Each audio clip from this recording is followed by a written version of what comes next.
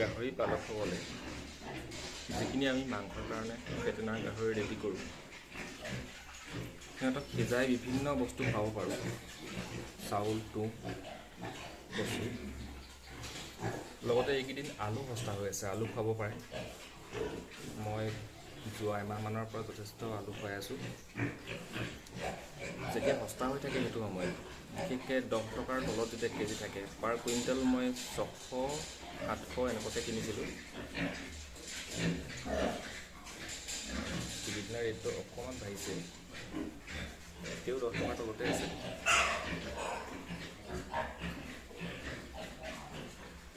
দানা খৰচতকৈ অলপ কমত হয় যদি আলু সিজাই খুৱায়।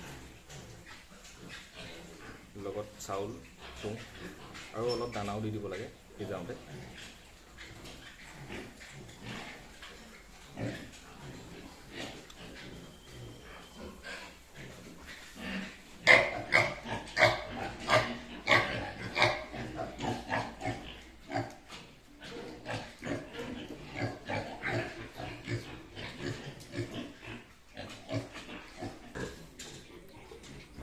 ডাঙৰ আলুবোৰ অলপ কাটি দিব, সৰুবোৰ নাকাটিলেও হয়।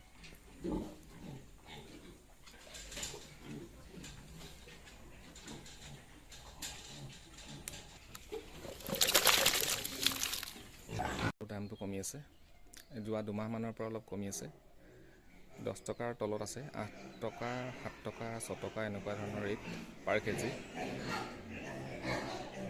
তো 5 কুইণ্টেল 6 কুইণ্টেলকৈ আনি থাকোঁ মাজে মাজে, কেইদিনমানৰ মূৰে মূৰে।